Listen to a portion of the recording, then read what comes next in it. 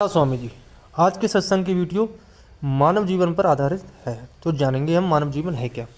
कहते हैं, माया के बस होकर विषयों के लोभ में पड़ा जीव भ्रमवश अपना सारा मानव जीवन व्यर्थ खो देता है। परमात्मा से विमुख रहने के कारण उसे बार बार अनेक योनियों में जन्म लेकर दुख भोगना पड़ता है। उसे सपने में भी कहीं सच्चा सुख नहीं मिलता और अंत में उसे सिर धुन धुन कर पछताना पड़ता है। जीव के उद्धार का यही एक उपाय है कि वह प्रभु की शरण लेकर मन वचन कर्म से नाम के सुमरन और भजन में लग जाए।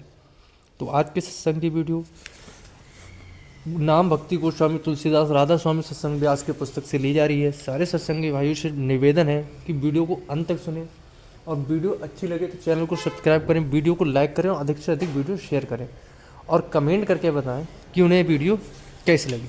अब वीडियो पे आगे बढ़ते हैं। कहते हैं, मुझसे कुछ भी नहीं बन पड़ा, जन्म यूं ही बीत गया और बीता जा रहा है। अत्यंत दुर्लभ मनुष्य शरीर पाकर भी मैंने कपट छोड़कर तन मन और वचन से प्रभु का भजन नहीं किया। लड़कपन चित्त की अज्ञानता में ही बीता। उस समय चौगनी चंचलता की उमंग थी। जवानी का जोर चढ़ने पर काम रूपी वायु उभर आई और मैं मानो त्रिदेश का शिकार हो गया। बीच की अवस्था खेती व्यापार और अनेक उपायों से धन कमाने में खोई। इस तरह प्रभु से विमुख रहने के कारण मुझे सपने में भी सुख नहीं मिला। मैं रात दिन तीनों तापों से जलता ही रहा। अब जबकि बुढ़ापे ने धावा बोलकर मुझे मसल डाला है और मेरा अंग अंग व्याकुल हो उठा है, तब मैं सब कुछ खोकर उसी तरह सोच में पड़ा हूँ जैसे मणि को खोकर मणियारा सर्प बेचैन हो जाता है। अब मैं सिर धुन धुन कर और हाथ मल मल कर पछताता हूँ। अब मेरा कोई भी मित्र और हितैषी नजर नहीं आता जो दावानल के इस दुसह दुख से मुझे बचाए। जिनके लिए मैंने अपना लोक परलोक बिगाड़ लिया, वे अब मेरे पास खड़े होने में भी शर्माते हैं। तुलसीदास जी आगे कहते हैं कि तुम अब भी प्रभु के नाम के सुमरन कर लो। जिनके नाम का एक बार सुमरन करके गजराज मुक्त हो गया। तूने मनुष्य शरीर धारण करके कौन सा काम सिद्ध किया? जो परोपकार वेदों का सार है उस पर तूने धोखे से भी विचार नहीं किया। संशय रूपी समुद्र को नाम रूपी जहाज से पार किया जाता है, पर तूने नाम भजन द्वारा अपनी आत्मा का उद्धार नहीं किया। अनेक जन्मों तक ज्ञानहीन रहकर बहुत सी योनियों में घूमता हुआ तू अब तक नहीं हारा। दूसरों की सहज अवस्था रूपी संपत्ति को देखकर तू देश रूपी आग में अपने मन को जलाता रहा, पर सम दम दया और तीनों के उपकार द्वारा अपने हृदय को शांत कर तूने उस हृदय में परमात्मा को नहीं बसाया जिससे सहज सुख की संपत्ति प्राप्त होती है। तूने अपने मन वचन और कर्म से उस परमात्मा को भुला दिया जो तेरा स्वामी गुरु पिता और मित्र है। तुलसीदास जी आगे कहते हैं कि अब यही एक आश्रय है कि जिस प्रभु ने जटाइयों तक का उद्धार कर दिया, वे तुझे शरण में रख लेंगे। तुलसीदास जी हमें बार बार विषय वासनाओं से बचने और इस दुर्लभ मनुष्य जीवन को प्रभु भक्ति में लगाने का उपदेश देते हैं। विषय वासनाओं के वश में आकर हम काम क्रोध लोभ मोह और अहंकार रूपी डाकुओं के शिकार हो जाते हैं जो हमारा सब कुछ लूट लेते हैं।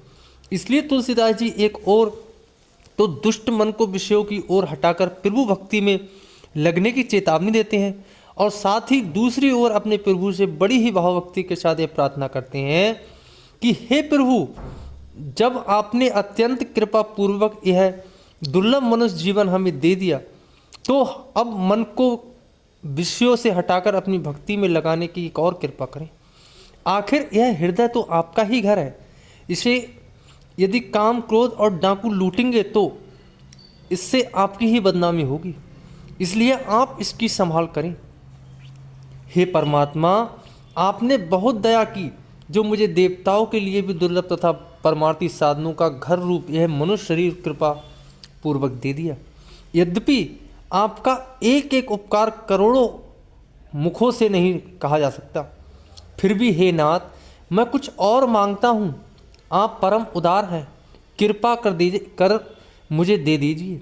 विषय रूपी जल से मछली जैसा मेरा मन एक क्षण के लिए भी अलग नहीं होता। इससे मैं अनेक योनियों में जन्म लेकर अत्यंत कठिन संकट झेल रहा हूँ।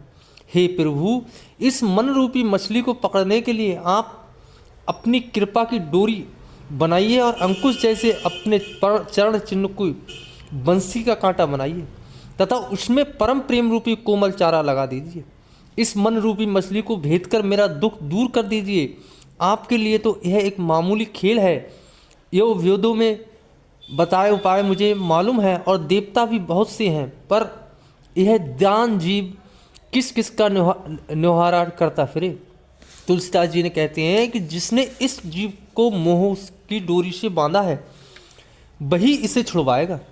मैं अपनी अत्यंत भारी विपत्ति किसको सुनाऊं हे प्रभु, केवल आप ही बिना उकताए सबका कल्याण करने वाले हैं। हे प्रभु, मेरा हृदय तो आपका घर है, पर उसमें बहुत से चोर आकर बस गए हैं। ये अत्यंत कठोर है, मुझसे जबरदस्ती करते हैं। ये मेरी विनती या नुहारा कुछ भी नहीं सुनते।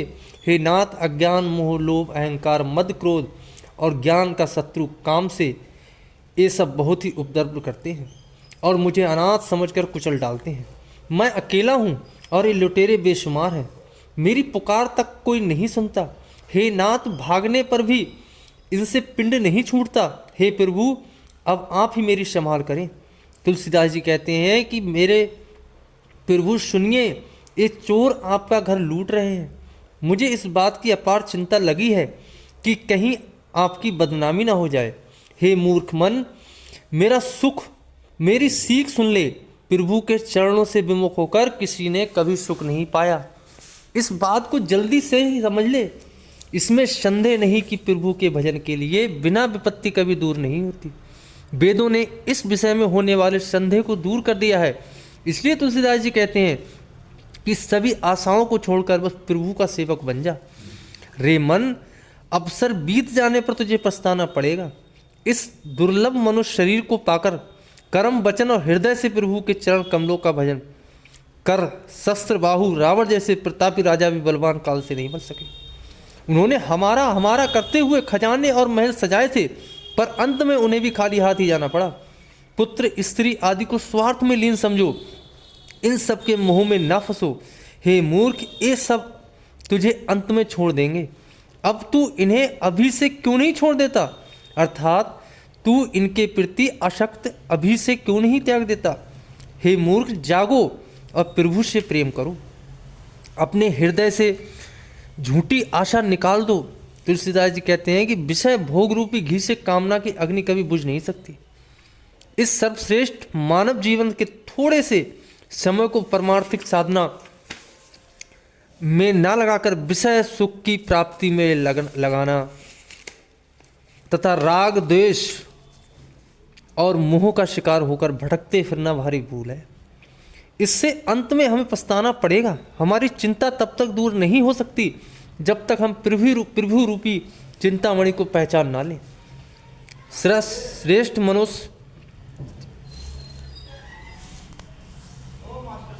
मास्टर